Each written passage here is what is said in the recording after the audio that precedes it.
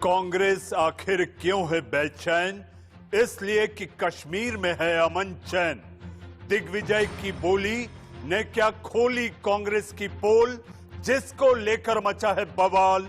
तो मैं लेकर आया हूं देश का सवाल। नमस्कार, मैं हूं मनीष अवस्थी, हाजिर हूं आपका अपना पसंदीदा डिबेट शो देश का सवाल लेकर।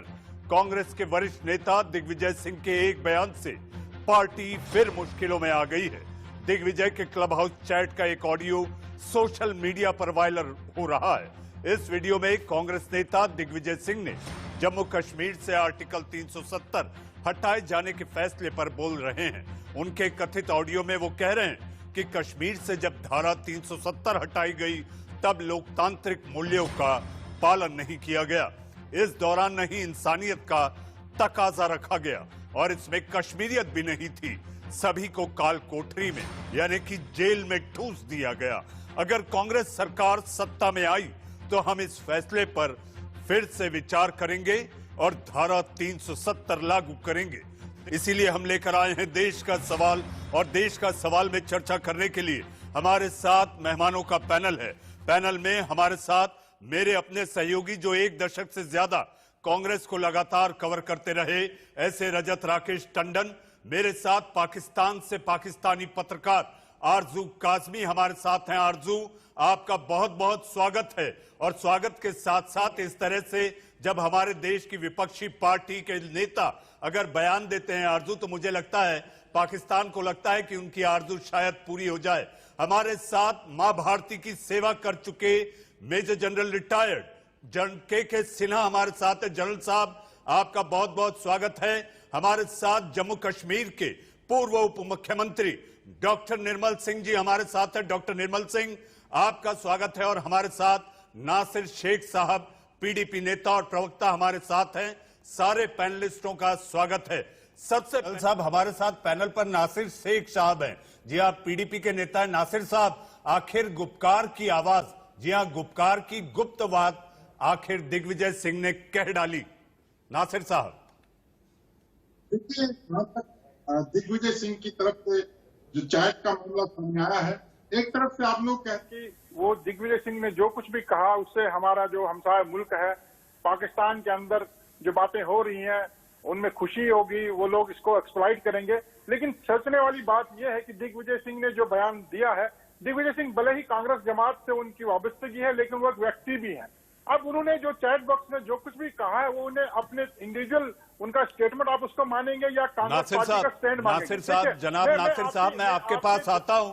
मेरे लिए मजबूरी एक बड़ी खबर आ रही है। नासिर साहब, एक बड़ी खबर है। बड़ी खबर दिल्ली में कोरोना से जुड़ी हुई बड़ी खबर। दिल्ली में कोरोना से बड़ी राहत। कोरोना के मामलों में रिकॉर्ड कमी दर्ज की गई है। पिछले 24 घंटे में कोरोना के 213 नए केस सामने आए हैं। एक दिन में कोरोना से 28 मरीजों की जान गई।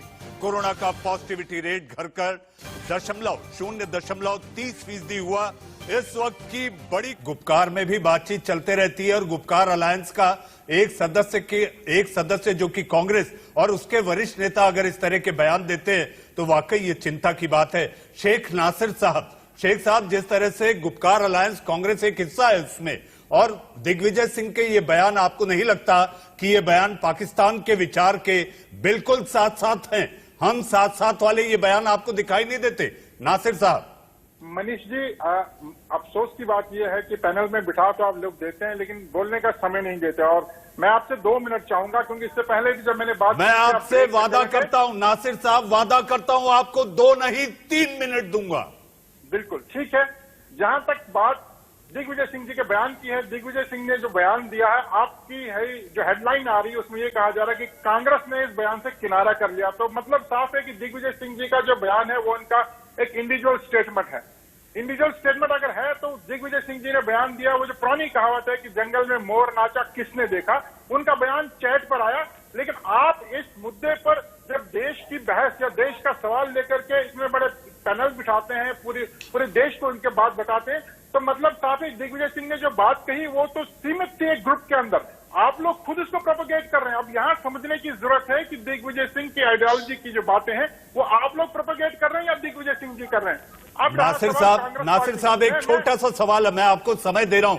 मेरा एक छोटा सा सवाल है आपके इस जवाब के बाद, क्या आपको एक देश एक निशान एक विधान मंजूर है या नहीं? मैं पहले आपके पहले सवाल का जवाब देना चाहूंगा। जहां तक बात दिग्विजय सिंह के बयान की और कांग्रेस पार्टी के, देखिए धारा 370 जम्मू कश्मीर से हटाई गई है और जम्मू कश्मीर की धारा 370 को जहां बीजेपी ने दफन किया है, मैं आपके चैनल के माध्यम से कह रहा हूं कि इस धारा 370 की जो कब्र है वो कांग्रेस ने खोद के रखी थी। 70 साल में कांग्रेस ने कब्र खोदी और बीजेपी ने आके इसको दफन किया। अब जो धारा 370 वापस लेने की बात है, आप मुझे बताइए, ये धारा हमें देश ने दी थी, हिंदुस्तान ने दी थी। हमारा हक बनता है अगर हमसे कोई चीज ले गई है हम उसे वापस मांगे। जिस दिन हम ये धारा पाकिस्तान से मांगेंगे, चाइना से मांगेंगे, रशिया से मांगेंगे, आप हम पर सवाल कर सकते हैं। ये चीज हमें अपने देश ने दी थी, जिस देश का हम एक हिस्सा है, और हम उसी देश से ये चीज वापस मांग रहे हैं। जहां बात एक विधान की बात कर रहे हैं, एक प्रधान एक विधान या एक समान की बात, देखिए जम्मू कश्मीर धारा 370 से कबल भी हिंदुस्तान का हिस्सा है, आज भी हिंदुस्तान का हिस्सा है। और जहां तक मुझे पता आप मुझे फ्लैग की तरफ लेना चाहते हैं, जो हमारा फ्लैग जम्मू कश्मीर के अंदर था वो धारा 370 के माध्यम से ही था, और वो फ्लैग धारा 370 जाने के साथ साथ आपने हमसे वो भी छीन लिया। लेकिन जिस दिन आपको एक तिरंगे की शान का गौरव है या नहीं? नासिर साहब छोटा जवाब। बिल्कुल है, तिरंगे की शान का गौरव आपसे ज्यादा हमें। और मैं आपको बता दूं कि जम्मू कश्मीर के अंदर तिरंगा कौन लोग उठाते थे, ये बात आपको समझनी चाहिए।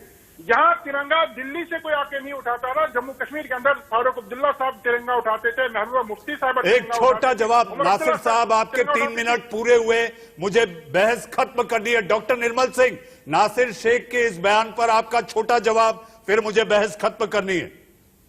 जी देखिए, ऐसा है कि अभी ये प्रवक्ता कह रहे थे नेशनल कॉन्फ्रेंस के 1953 तक जम्मू कश्मीर में तिरंगा फहराया नहीं जाता था, 16 लोग शहीद हुए हैं।